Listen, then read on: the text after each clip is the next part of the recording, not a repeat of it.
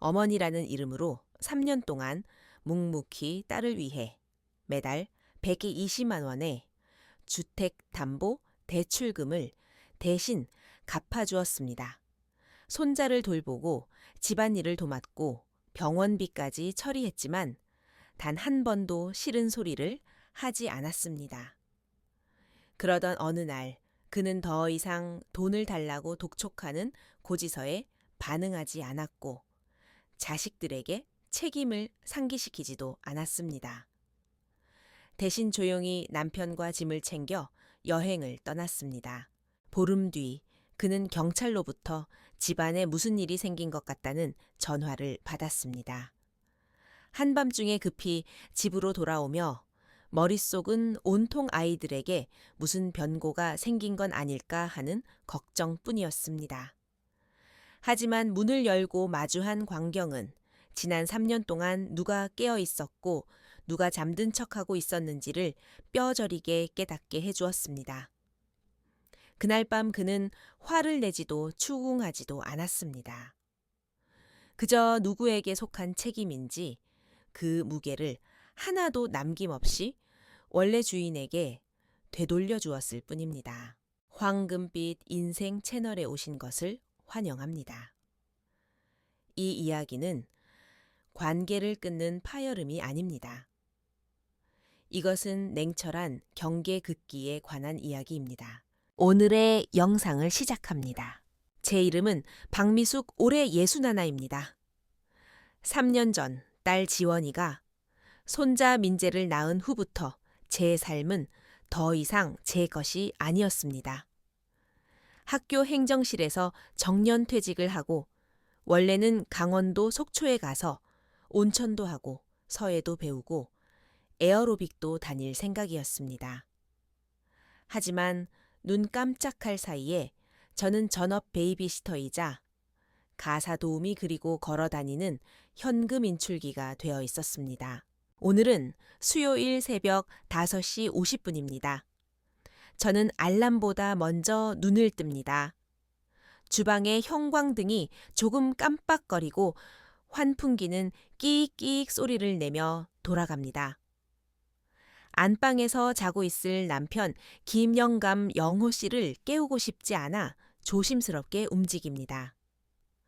요즘 무릎 관절염 때문에 통잠을 못 자거든요. 저는 전기밥솥 내솥을 꺼내 백미 반 컵에 현미를 한 줌 섞어 물에 불립니다. 밥이 되기도 전에 제 오른손은 이미 프라이팬 뒤집개를 잡고 있고 왼손은 칼질을 합니다. 부추 계란말이를 노릇하게 부치고 옆 화구에서는 시금치 된장국이 끓고 있습니다. 손자 민재가 좋아하는 당근 옥수수 스프는 어제 저녁에 미리 끓여놨으니 드기만 하면 됩니다. 이 일들을 저는 꼬박 3년 동안 해왔습니다. 매일 똑같이요. 가끔은 제 은퇴의 의미가 무엇인지 자문하곤 합니다. 예전에는 학교에서 일할 때 제 존재감이 느껴졌습니다. 하지만 지금은요. 지금 저는 주방 앞에 서서 매일 밥을 해다 바치지만 따뜻한 눈길 한 번 받지 못합니다. 띠링. 아침 6시 25분 국민은행 알림이 울립니다.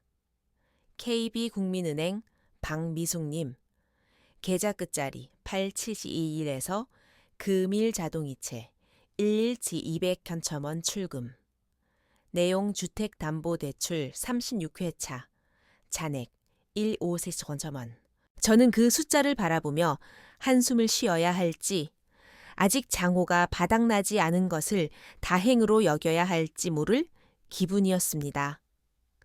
3년 전 이 아파트를 대출받을 때 제가 먼저 제안했습니다. 당시 사위 민준이가 건설 쪽 일을 해서 내부 분양가를 잘 안다며 이 신축 아파트가 몇 년 뒤면 분명 2배는 뛰일 거라고 했거든요. 저와 남편은 은퇴 자금을 털어 계약금을 대주었고 연대 보증인까지 섰습니다. 30년 만기 대출, 우리는 처음 3년만 도와주겠다고 했습니다. 이제 그 3년이 지났습니다. 하지만 빚을 갚아야 할 두 사람은 우리 차례가 되었다는 기색조차 보이지 않습니다. 엄마 바이올린 선생님이 민재 음감이 좋대요. 콩쿠르 내보내고 싶은데 이번 참가비 좀 먼저 내주실 수 있어요. 어젯밤 딸 지원이가 보낸 카카오톡 메시지입니다. 저는 아직 답장을 하지 않았습니다. 딸아이는 늘 말을 모호하게 합니다. 돈 좀 줘라고 직접 말하는 법이 없습니다. 하지만 모든 말은 마치 식당에서 메뉴를 주문하는 것 같습니다. 거절하면 침묵으로 시위하고 들어주면 고맙다는 말조차 생략합니다. 오늘 아침에 이야기를 좀 꺼내보려 했는데 현관을 들어서는 딸의 어깨에 걸린 파란색과 녹색이 섞인 명품 가방, 그 금속 로고가 번쩍이는 것을 보고 입을 다물었습니다. 민재 밥 먹었니? 제가 물었습니다. 먹었어요. 밖에서 사 먹였어. 아, 맞다. 나 내일 클라이언트 미팅 있어서 늦으니까 저녁에 민재 학원 픽업 좀 부탁해요. 지원이는 말하면서도 계속 스마트폰으로 메시지를 보내고 있었습니다. 화면에는 온라인 쇼핑몰 페이지가 떠 있더군요. 그 가방 샀니? 제가 조심스럽게 물었습니다. 응, 이거 예전부터 봐둔 거야. 할인해서 200만 원밖에 안 하더라고. 200만 원을 마치 2천조 원 말하듯 하는 딸의 태도에 등골이 서늘해졌습니다. 저는 마른 침을 삼키며 끓여둔 당근 스프를 보온병에 담았습니다. 오후에 민재 물병 꼭 챙겨보내라.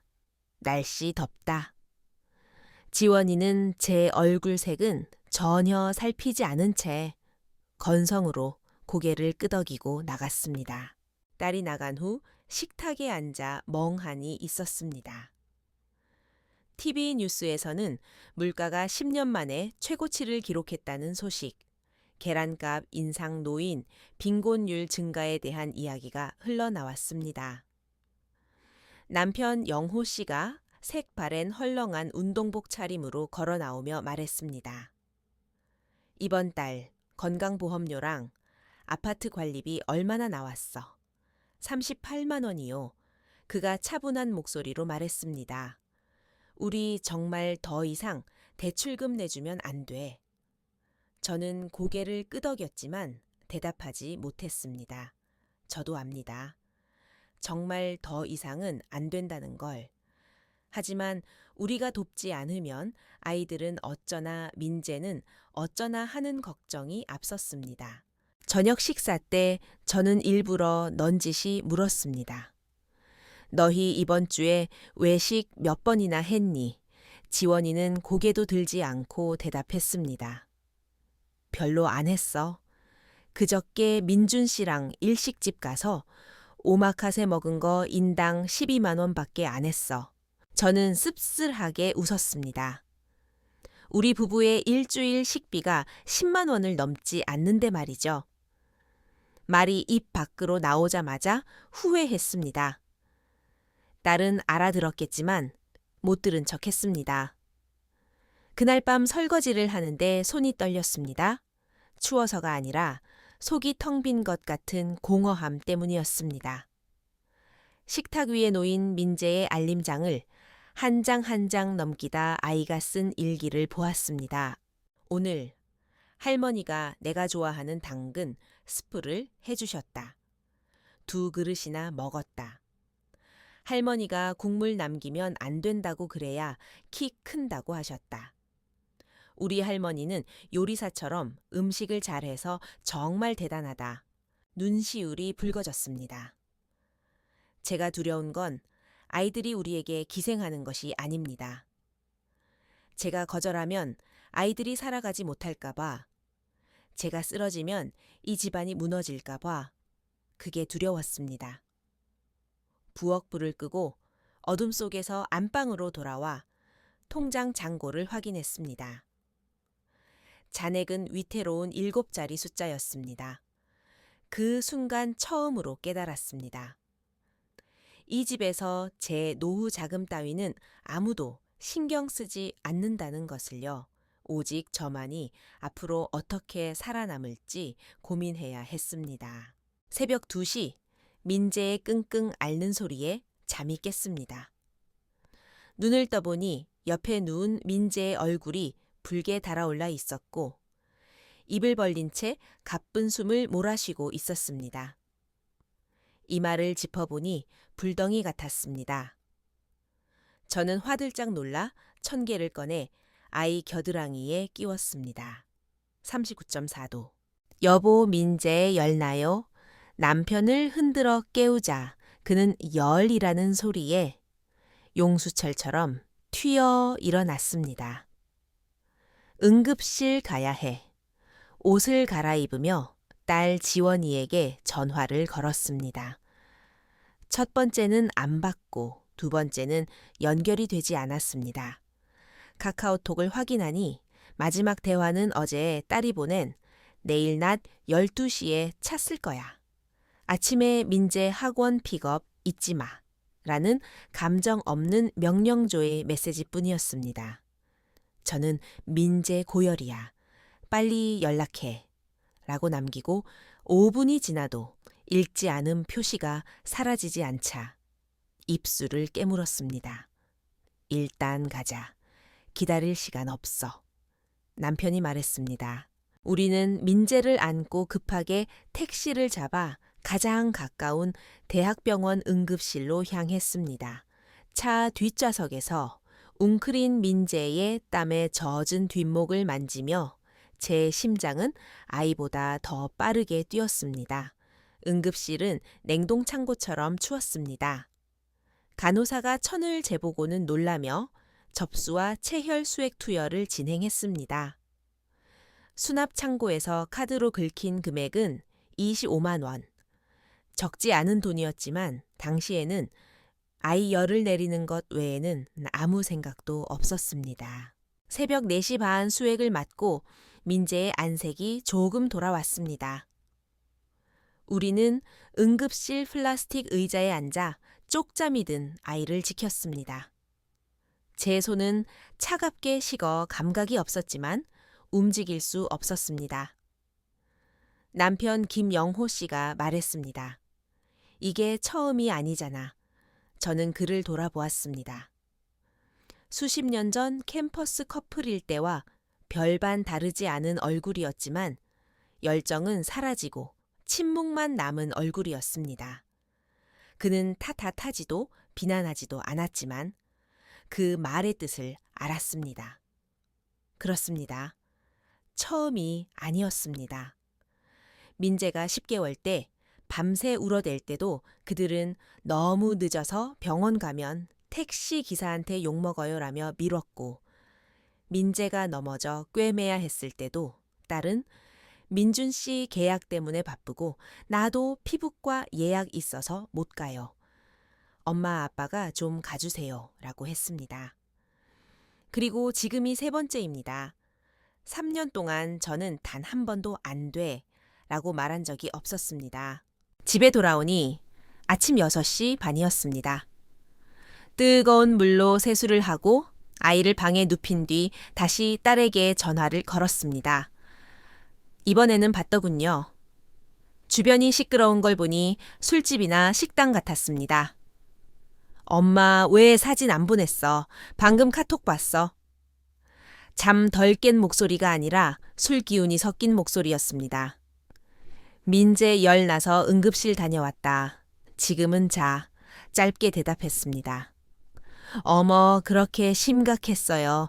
왜 진작 말 안 했어? 저는 3통이나 전화했다는 말을 삼키고 너희가 안 받았잖아. 라고만 했습니다. 지원이는 잠시 침묵하더니 말했습니다. 그럼 그냥 데리고 있지 그랬어. 별일 아닌 거 가지고 사람 긴장하게. 목구멍이 꽉 막힌 듯 답답했습니다. 우리 내일 차 써야 하는 거 알지? 딸은 그 말을 덧붙이고 전화를 끊었습니다. 그날 하루 종일 저는 집 밖으로 나가지도 밥을 하지도 않았습니다.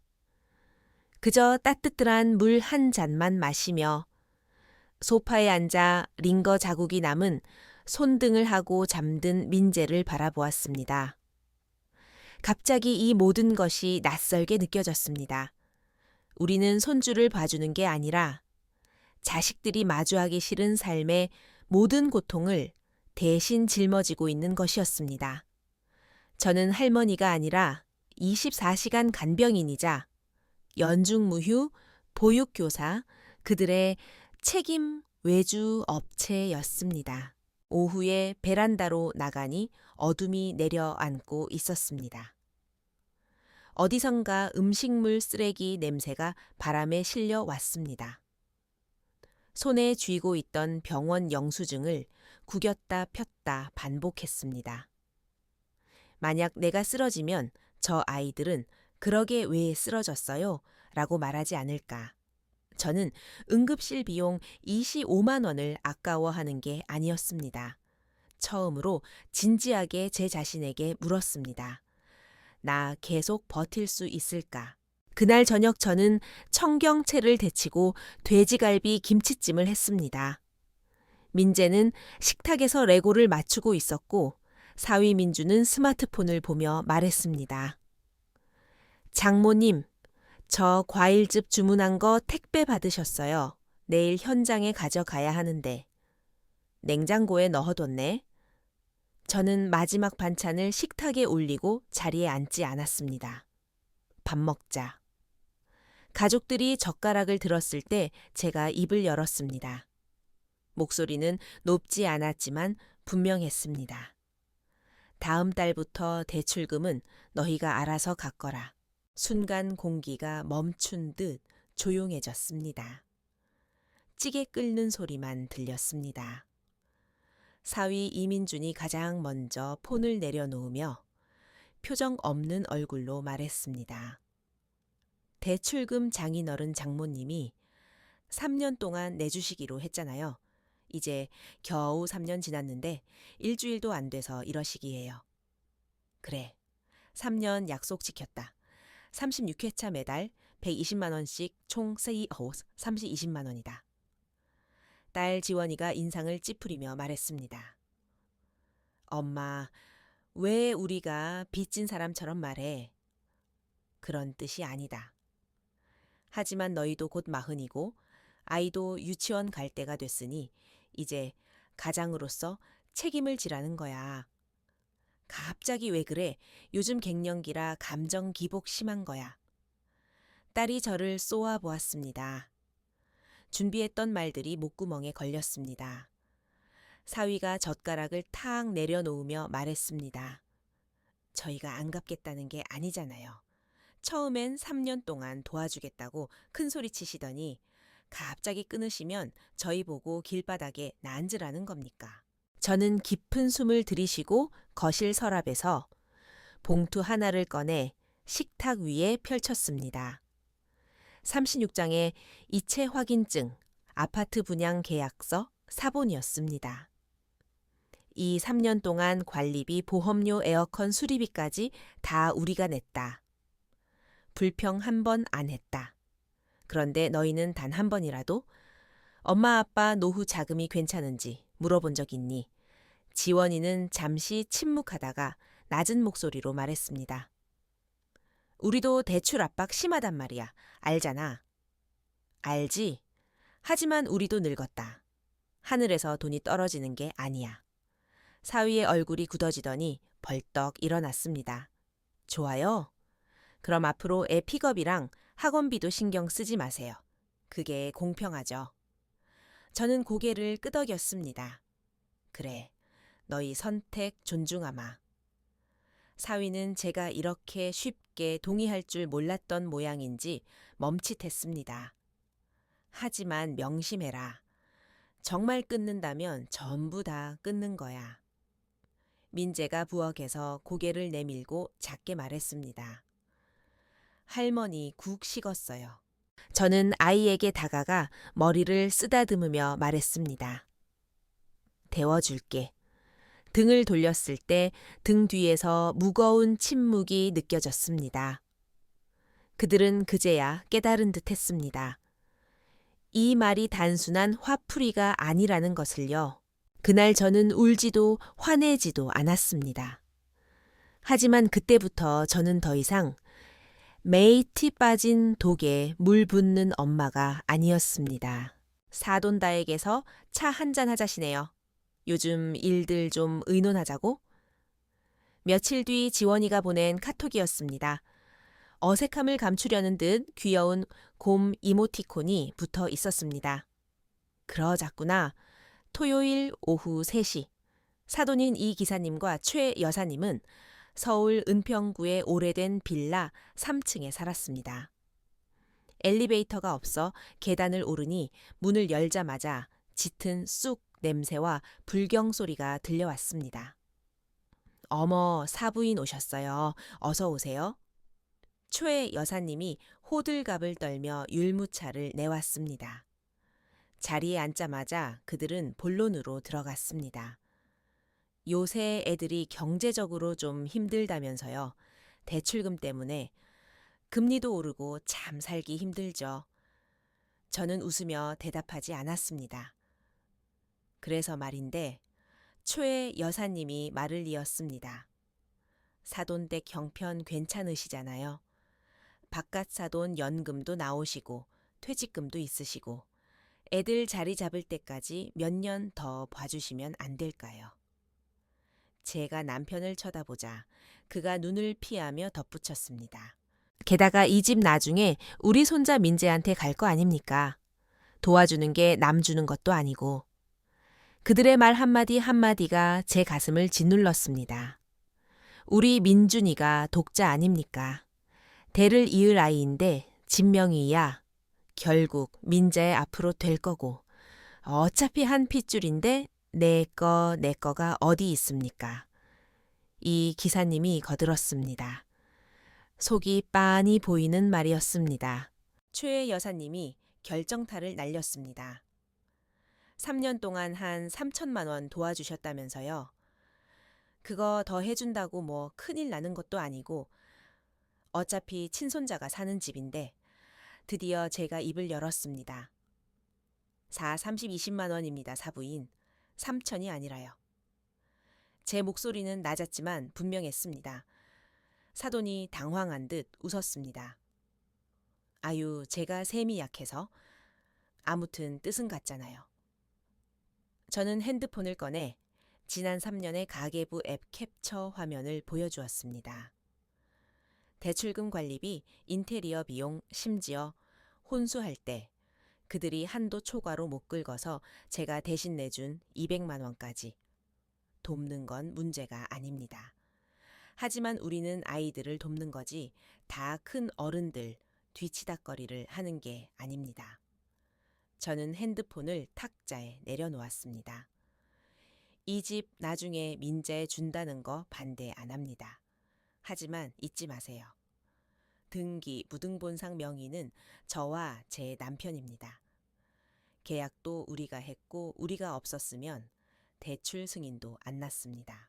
이 기사님이 과일을 씹던 동작을 멈췄습니다. 공무원 연금 죽을 때까지 나온다면서 그거 좀 쓰는 게 그렇게 아깝습니까? 제가 대답하기도 전에 남편 김영호 씨가 입을 열었습니다. 그는 평소 말수가 적고 사돈에게 싫은 소리 못하는 사람이었습니다. 그가 율무차를 한 모금 마시고 천천히 말했습니다. 저는 현금 인출기가 아닙니다. 순간 방 안이 찬물을 끼얹은 듯 조용해졌습니다. 이 기사님이 얼굴을 붉히며 말했습니다. 그럼 앞으로 사돈 간에 얼굴 붉힐 일 생기겠네요. 친척끼리 상부상조하는 거지 너무하시네. 제가 고개를 끄덕였습니다. 저도 상부상조이길 바랐습니다. 하지만 지난 몇 년간은 저희의 일방적인 희생뿐이었습니다. 우리는 더 머물지 않고 일어섰습니다. 계단을 내려올 때 남편은 아무 말도 하지 않았지만 주머니에 꽂은 손이 떨리고 있었습니다. 저도 참고 있었습니다. 3년의 헌신이 결국 아직 덜 짜낸 레몬 취급을 받는다는 사실에 가슴이 무너졌습니다. 집에 돌아와 조용히 설거지를 하며 남편에게 말했습니다. 우리 여행 가요. 남편은 리모컨을 내려놓고 묻지도 않고 답했습니다. 어디로? 강원도요. 차표랑 숙소 다 예약했어요. 다음 날 아침 빨래를 널고 바닥을 닦고 냉장고를 비운 뒤 주방 화이트보드에 메모를 남겼습니다. 우리 여행 간다. 핸드폰 잘 안 터지는 곳이니 걱정 마라. 우리는 그렇게 떠났습니다. 민재도 데려가지 않았습니다. 이것은 시위가 아니었습니다. 철수였습니다. 노년의 존엄을 지키기 위한 전략적 후퇴였습니다. KTX를 타고 강릉으로 다시 버스를 타고 양양의 한적한 바닷가 마을로 갔습니다. 파란 하늘과 펼쳐진 바다. 우리는 자전거를 빌려 해안 도로를 달렸습니다. 바람이 불어오니 굳어있던 몸과 마음이 조금 풀리는 것 같았습니다. 이렇게 좋네. 논두렁에 앉아 남편이 말했습니다. 은퇴하고 이런 거 하고 싶었던 거 다 잊고 살았어. 우리는 힘들다는 말을 하지 않았습니다. 그 말은 금기어처럼 우리 마음속의 댐을 무너뜨릴 것 같았으니까요. 우리는 낡은 민박집에 묵었습니다. 시설은 낡았지만 깨끗했습니다. 시장에서 5,000원짜리 장칼국수를 사 먹고 플라스틱 의자에 앉아 옆 테이블 할아버지들의 이야기를 들었습니다. 매일 아침 5시에 일어나 복지관 가서 놀고 집에 가서 게임한다는 할아버지의 자랑이 그토록 부러울 수가 없었습니다. 저는 핸드폰을 비행기 모드로 해두었습니다. 아침에 날씨 확인하는 것 외에는 카톡도 전화도 보지 않았습니다. 남편도 뉴스를 보지 않았습니다. 우리는 세상의 소음을 끄고 우리만의 고요한 세상으로 숨어들었습니다. 열흘째 되던 날 설악산 산책로를 걷다가 제가 말했습니다. 아이들을 사랑하지 않는 게 아니에요. 그냥 내가 너무 지쳤어요. 남편이 멈춰 서서 저를 바라보았습니다. 지난 몇 년간 나를 위해 한 게 하나도 없어요. 옷 한 벌을 사돈딸이 좋아할까 생각하고 밥을 해도 민재가 먹을 수 있나 고민하고 대출 만기 걱정에 치과 치료도 미뤘어요. 당신이 말 안 하면 남들은 당신이 좋아서 하는 줄 알아. 남편이 대답했습니다. 그 순간 저는 남편의 어깨에 기대어 울었습니다. 저는 61살 어머니이자 할머니이자 아내입니다. 침묵하고 참으면 언젠가 알아줄 거라 생각했지만 그들은 내 침묵을 한계 없음으로 받아들였습니다. 13일째 아침. 핸드폰 신호를 켜자마자 모르는 번호로 전화가 왔습니다. 박미숙 씨 맞습니까? 여기 강릉경찰서입니다. 서울에서 자녀분이 실종 신고를 하셨습니다. 부모님과 2주 가까이 연락이 안 된다고. 집안에 무슨 사고가 난 것 같다고 걱정이 태산이십니다. 지금 어디십니까? 저는 잠시 멍해졌습니다. 강원도에 있습니다. 남편이랑 여행 중이에요. 아무 일 없습니다. 따님께 연락 좀 주시겠습니까? 상황이 급박하다고 해서요. 알겠습니다. 감사합니다. 전화를 끊고 나니 놀라움보다는 서늘한 실망감이 밀려왔습니다. 그들이 걱정한 건 우리의 안위가 아니었습니다. 우리가 없어져서 생긴 자신들의 불편함, 그리고 우리가 사라졌다는 사실에 대한 공포였을 겁니다. 여보, 짐 싸요. 서울 갑시다. 남편은 묵묵히 고개를 끄덕였습니다. 우리는 예정보다 반나절 일찍 서울집에 도착했습니다.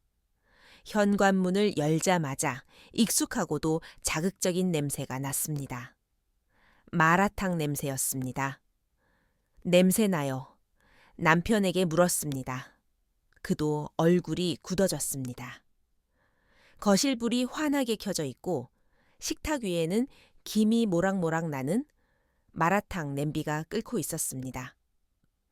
소고기 어묵 야채들이 붉은 국물 속에서 춤을 추고 있었지요.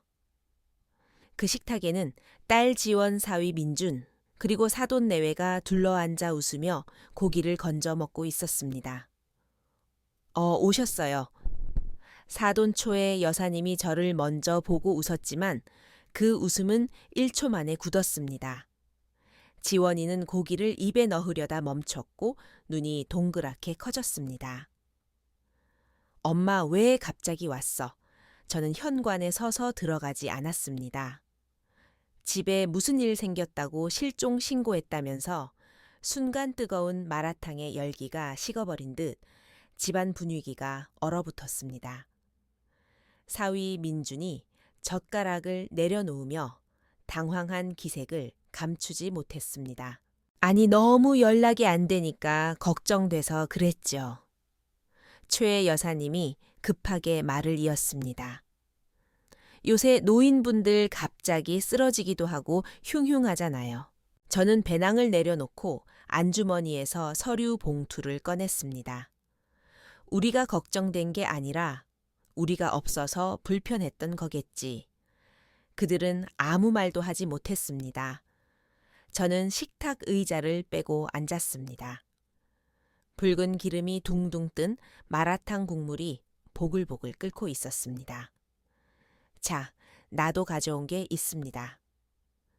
서류 봉투에서 아파트, 등기권 리증 대출 상환 내역서, 지난 3년간의 이체 내역서를 식탁 위에 펼쳤습니다. 이 집 우리가 계약했고 명의도 우리 부부입니다. 사돈 이 기사님이 불쑥 말했습니다. 며느리 이름으로 된 거 아니었어.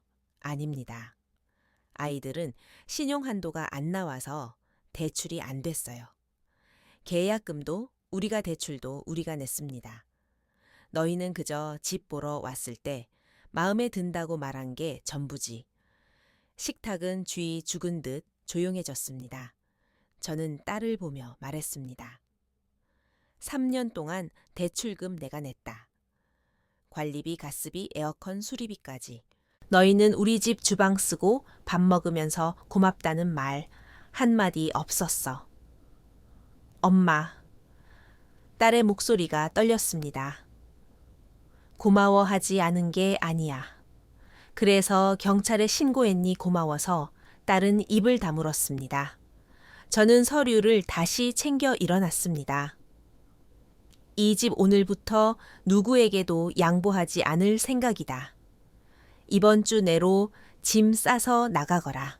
사위 민준이 주먹을 꽉 쥐었지만 아무 말도 하지 못했습니다. 이 기사님이 기가 막혀서 딸 교육을 어떻게 시켰길래? 라며 웅얼거렸지만 저는 대꾸하지 않았습니다. 저는 끓고 있는 냄비와 네 사람의 얼굴을 바라보았습니다. 분노, 당황, 양심의 가책, 그리고 뻔뻔함.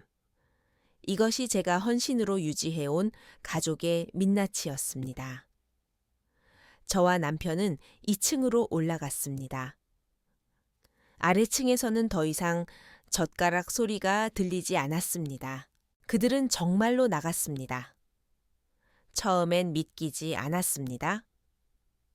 민재가 할머니하고 뛰어올 것만 같았거든요. 하지만 거실은 냉장고 돌아가는 소리가 들릴 정도로 조용했습니다. 그들이 쓰던 방에 들어가 보니 휑했습니다. 장롱은 비어있고 침대 밑에 날개 부러진 장난감 공룡 하나와 찢어진 동화책만 남아 있었습니다. 청소를 하다가 식탁 서랍 깊숙한 곳에서 두툼한 봉투를 발견했습니다.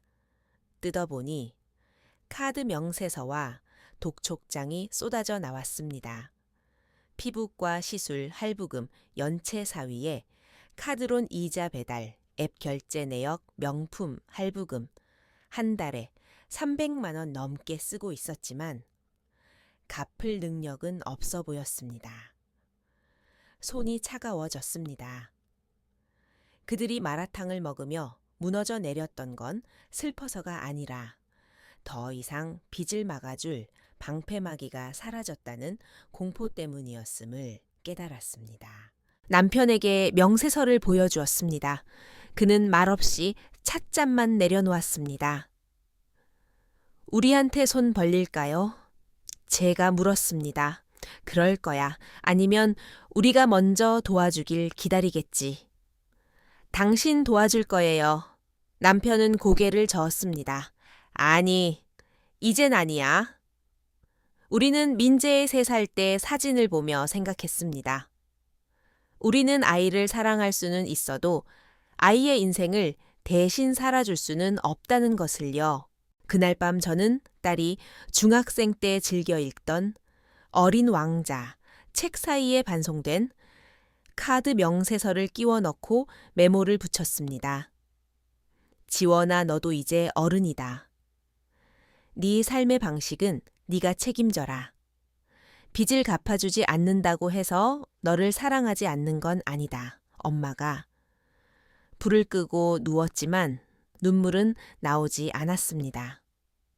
저는 드디어 올바른 일을 했다는 것을 알았으니까요.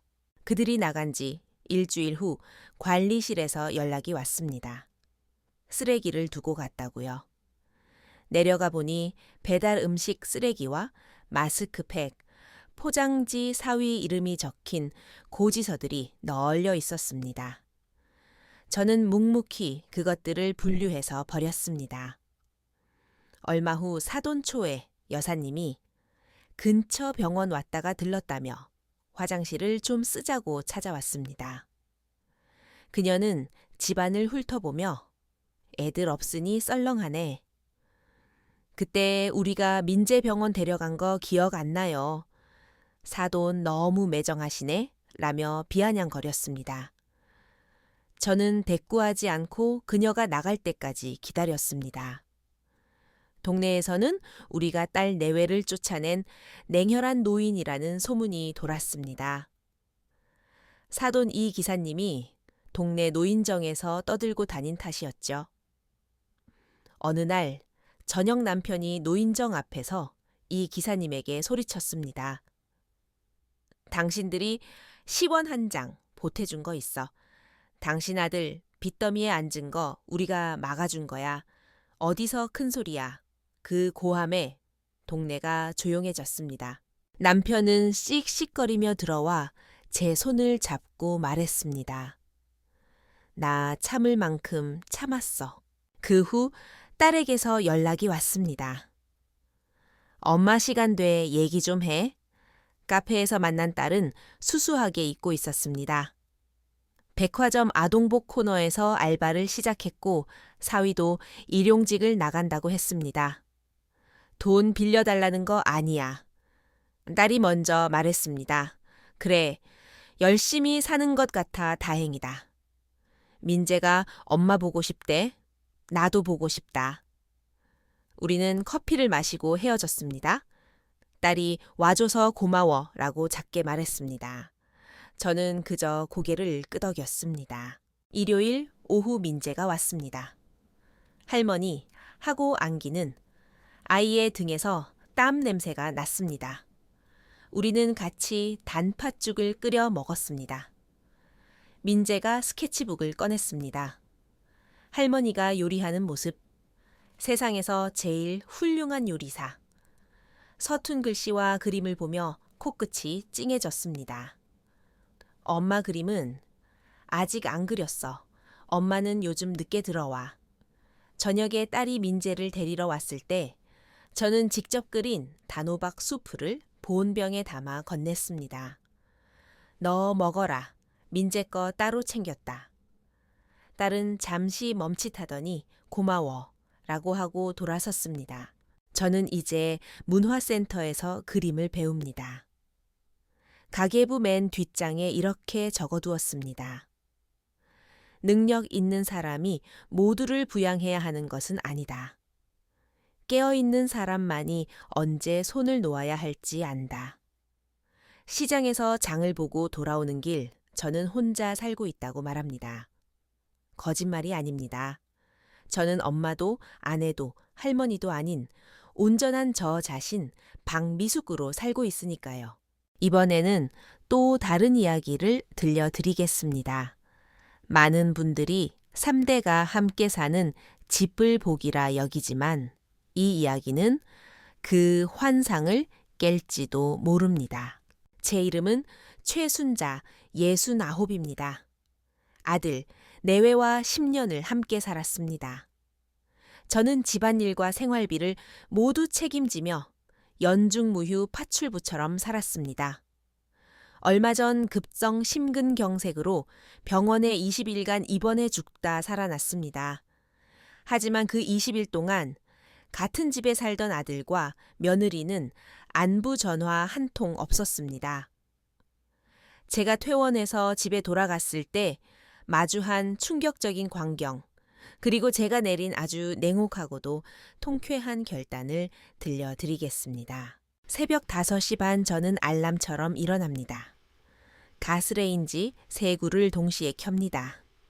왼쪽은 아들 도훈이를 위한 베이컨 에그와 블랙커피 가운데는 며느리 수진이가 좋아하는 치즈, 스크램블과 따뜻한 우유, 오른쪽은 손자 도윤이를 위한 소고기, 야채죽입니다. 3가지 다른 아침상을 차려내야 그제야 가족들이 부스스 일어납니다.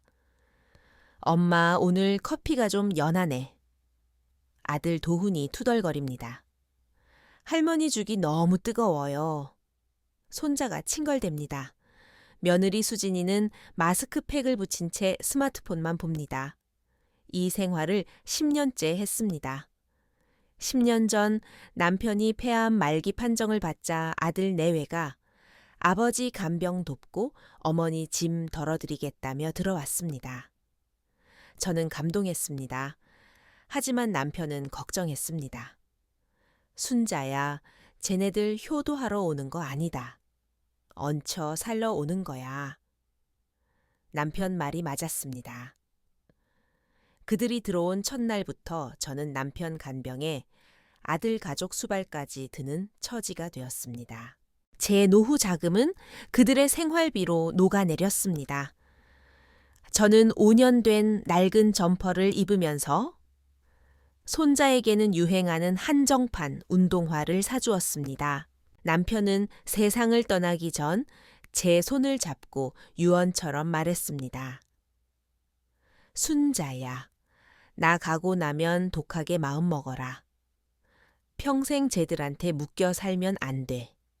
하지만 장례식장에서 아들이 아버지도 가셨는데 엄마마저 우리 내치면 고아나 다름없다며 무릎 꿇고 울자 저는 마음이 약해져 내보내지 못했습니다. 그렇게 10년 동안 저는 제 인생을 갈아 넣어 그들의 편안함을 샀습니다. 어느 무더운 여름날 오후장을 보고 엘리베이터 없는 빌라 3층을 오르던 중이었습니다. 갑자기 세상이 빙글 돌더니 가슴을 쥐어짜는 통증이 덮쳤습니다.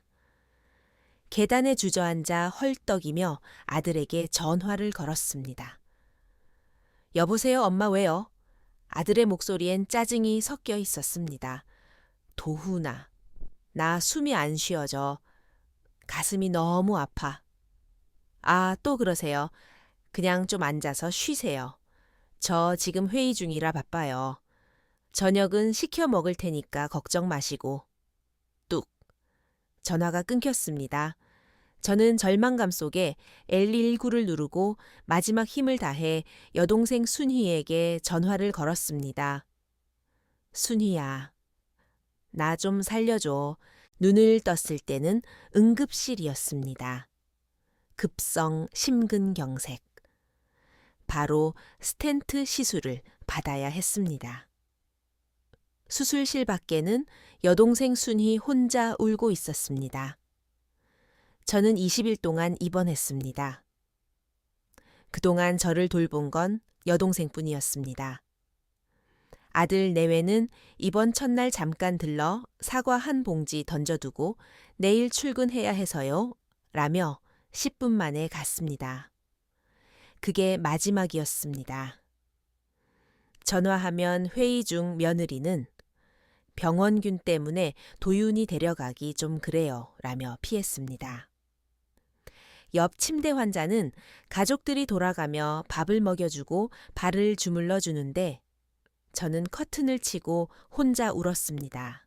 옆집 왕 여사님이 문병을 왔다가 기가 막힌 이야기를 해주었습니다.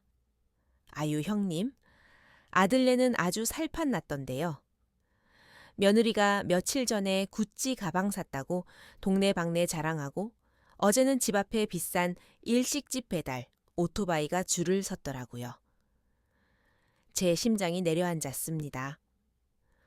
며느리는 애 보느라 바빠서 못 간다고 했고 아들은 일이 너무 많다고 했는데 내 목숨이 경각에 달린 시간에 그들은 명품을 사고 파티를 벌이고 있었던 겁니다. 여동생 순이가 제 손을 잡고 말했습니다. 언니, 제발 정신 좀 차려. 언니 죽으면 저것들 장례식장에서 부조금 세면서 웃을 놈들이야. 그날 밤 저는 결심했습니다. 여동생에게 부탁했습니다. 순희야 변호사 좀 알아봐줘. 이혼 전문 말고 가사 소송 전문으로. 오, 변호사는 냉철했습니다. 그는 제게 말했습니다. 어머니 법적으로 그냥 내쫓기는 쉽지 않습니다. 하지만 부양 의무 불이행과 재산권 행사를 통해 압박할 수 있습니다. 우리는 치밀하게 준비했습니다. 퇴원하는 날, 저는 아들에게 알리지 않고 여동생 차를 타고 집으로 갔습니다. 현관문을 열쇠로 따고 들어가는 순간 악취가 진동했습니다. 거실은 쓰레기장이었습니다. 소파에는 벗어둔 옷가지와 양말 바닥에는 피자 박스 치킨뼈, 일회용 컵이 산처럼 쌓여 있었습니다. 아들 도훈이는 팬티 차림으로 소파에 누워 게임을 하고 있었고 안방에서는 며느리 수진이가 마스크팩을 붙인 채 통화 중이었습니다. 아유, 시어머니 없으니까 천국이 따로 없어. 밥 배달시키면 되지 뭘 해 먹어. 영영 안 오셨으면 좋겠다니까. 그 말을 듣는 순간 제 안에 마지막 전기 끊어졌습니다. 제가 거실로 걸어 들어가 인터넷 공유기 코드를 뽑아버렸습니다. 아씨, 뭐야. 아들이 소리치다 저를 보고 얼어붙었습니다. 엄마, 언제 오셨어요? 며느리도 놀라서 뛰쳐나왔습니다. 어머님? 저는 그들을 차갑게 내려다보았습니다. 내가 병원에서 죽다 살아나는 20일 동안 너희는 여기가 천국이었구나. 아니 그게 아니라 아들이 변명하려 했습니다. 닥쳐라. 제가 조용히 말했습니다.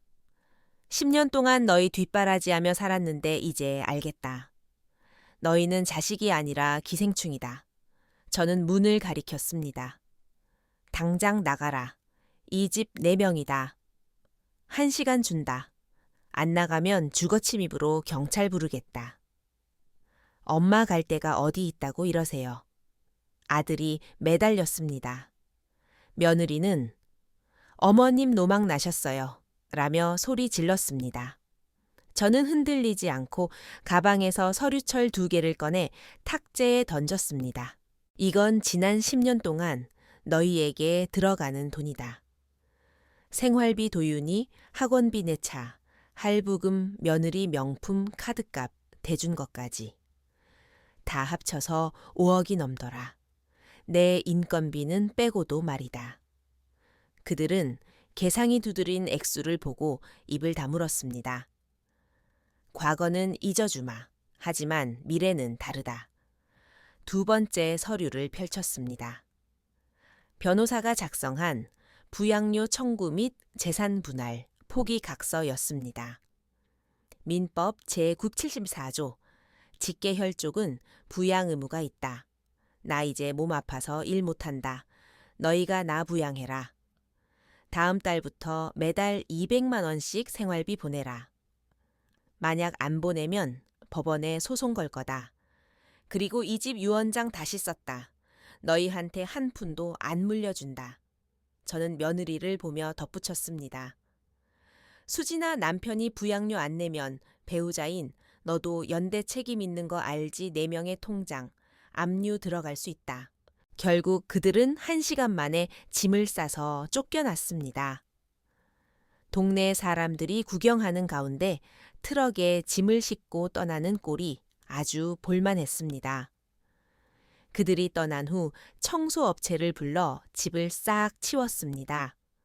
소파도 버리고 도배도 새로 했습니다. 이제 저는 깨끗해진 거실에서 여유롭게 차를 마십니다. 아들이 매달 보내오는 200만 원으로 요리도 배우고 친구들과 등산도 다닙니다. 내년엔 여동생과 일본 벚꽃 여행도 갈 계획입니다.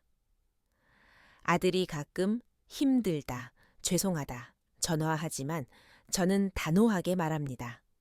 돈이나 제때 보내라. 그게 효도다. 창밖에 구름을 봅니다. 저는 껍데기뿐인 가족을 버리고 제 진짜 인생을 되찾았습니다. 남편 말이 맞았습니다. 독하게 마음 먹어라. 그 독함이 저를 살렸습니다. 여러분, 희생만이 답은 아닙니다. 때로는 계산기를 두드리는 것이 당신을 지키는 가장 확실한 방법입니다.